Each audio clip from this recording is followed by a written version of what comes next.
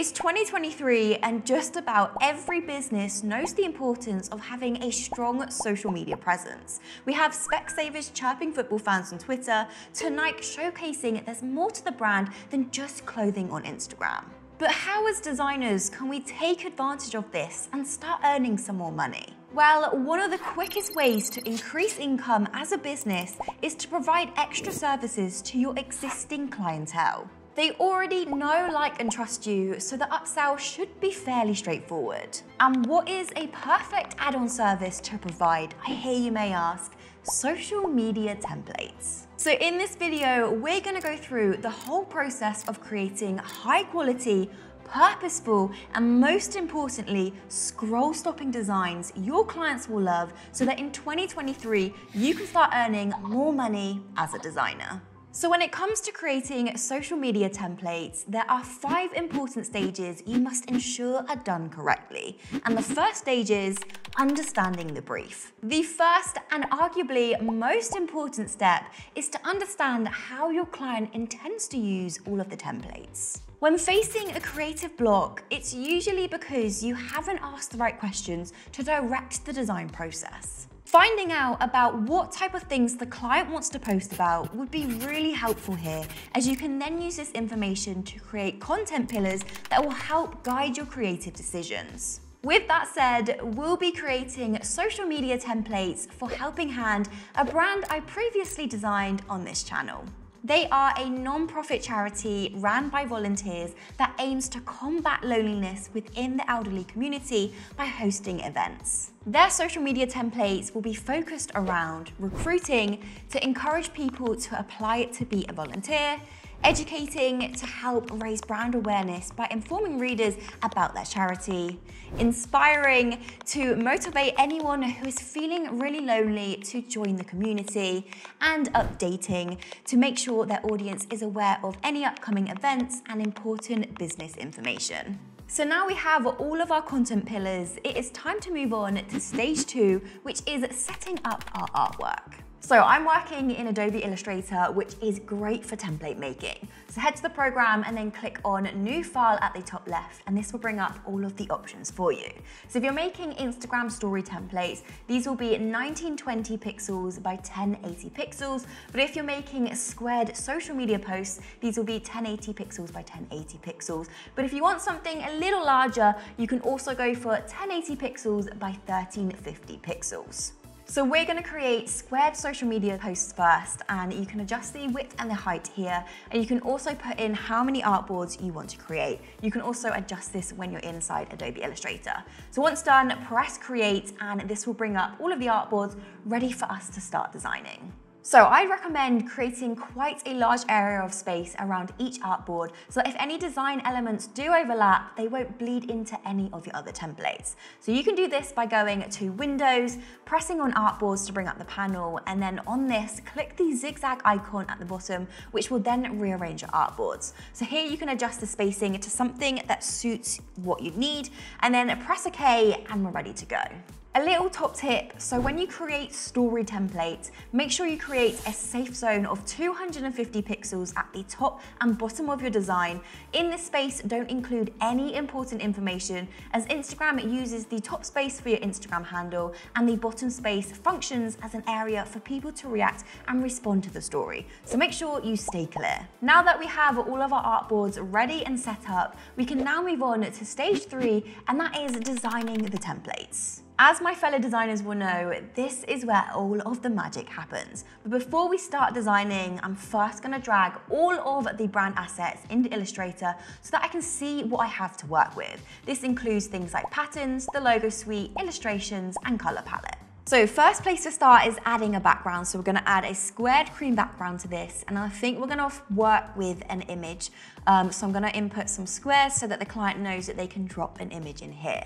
Now, one thing that stands out about this brand is its use of fun and uplifting illustrations, and I think we could use them as a focal point for the templates. So I'm just grabbing one of the illustrations and I'm just kind of resizing it and twisting it, making sure that it fits to where I want it to go, kind of getting the hand to point towards the photo. We can kind of use these hands as like directional pieces to emphasize all of the important information, or kind of have the hands aligned line with the messaging of the template. So I'm just gonna grab the eraser and just cut off any parts of the illustrations that are bleeding onto the other templates, just to keep it nice and neat and tidy. So the next post is going to focus on client testimonials, as it is a great way to attract customers. So when people state their love for a brand, it makes others want to get involved and just learn more. So to create this testimonial, I'm actually going to create a speech bubble in a brush stroke that matches the brand identity. So you don't just want to use the illustrations and stuff that's already there. You want to be creating new bits and new assets for your social media posts that fit in with the content pillar. So for this, I'm going to grab an illustration of the hand, which just reinforces the message of it being a really nice client testimonial. So I think what I'm going to do is we'll change to the pencil tool, and I'm going to add a really nice colored abstract shape behind this, just to give it a little bit more kind of like 3D element, so it isn't just a plain speech bubble. So next, I am grabbing these line bursts, which are used on the hand illustrations, and this is going to keep the brand nice and consistent, whilst also adding an emphasis on this client testimonial.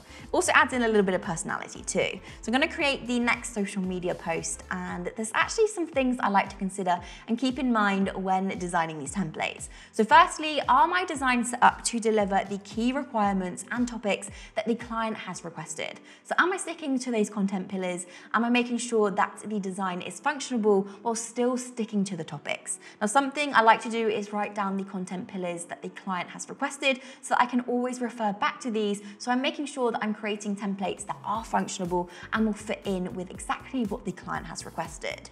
Then secondly, are the designs reflective of the brand identity? So are you using the correct colors? You're not adding in any other colors that aren't reflective of the brand identity? Are you sticking to using the right fonts? Are you using all of the illustrations and assets, and even adding in some assets of your own that actually fit the brand identity? And then thirdly, will the design grab people's attention? So there are so many social media templates out there that can be used, but you want to make sure you're creating something really unique and custom for your client.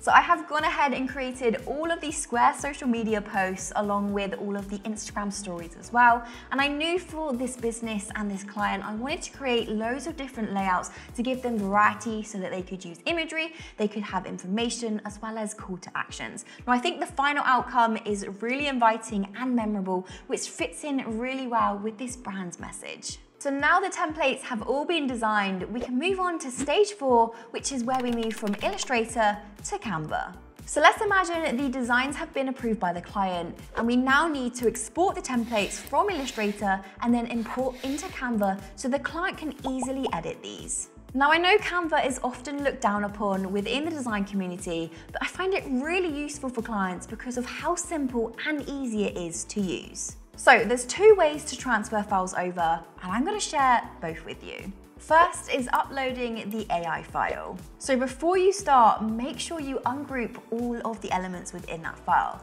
Then we can head to Canva and click Create a Design, and then Import File, and then select the AI file containing the templates. Now once uploaded, go in and take a look, and you'll notice that Canva has automatically picked a font. Now if you upgrade to the Pro version, you can then upload the brand fonts. The client will have to have the Pro version as well to access these fonts, which is important for keeping brand consistency. They shouldn't just be using random fonts. Now the great thing about uploading an AI file is the client only has the ability to edit color and text. So if I was to click on an asset, you'll notice in the top left, the colorways will appear. So if you change its color, it will then apply it to the color within the design. Now this option is really great for clients who aren't confident with layout, as it keeps your design grouped and locked, allowing the client to only edit certain things within the social media template, keeping everything nice and neat. Now, onto the second way of doing it, which is uploading SVG assets. So SVG is vector-based, so when you drop the files into Canva, it means that you have the ability to change colors and the layout without compromising the quality. Now this is a really great option for those clients who in future may want to modify certain elements, adjust the layout to keep them fresh by applying different color schemes and layouts. For this method, I would recommend exporting SVG files one artboard at a time. So make sure all the elements are ungrouped and release any unnecessary clipping masks. We want all the design elements to be individual so the client has full control. So head to Window and then Assets Export and then select the designs. Now with the design selected, drag them over to the Asset Export area and change the export settings to SVG and then hit Export. So it's now time to rebuild this in Canva. So head to Create a Design, followed by the applicable design size, which for us is an Instagram story. Now something that helps with aligning and guiding your design to match the one that you've built in Illustrator is to export your artwork as an image, and then we can drop this onto the artboard in Canva, reduce the opacity, and now I can go ahead and drag and drop all of the SVG elements on top, but just remember to delete that image at the end. So the client now has full control over all of the elements within that Canva artboard. They can change the color, they can move the layout, where compared to the AI file that we uploaded in the previous step, the client wouldn't be able to move around the layout. They can just change the color and the text. Now repeat all of these steps for the story templates and the post templates, and you're good to go.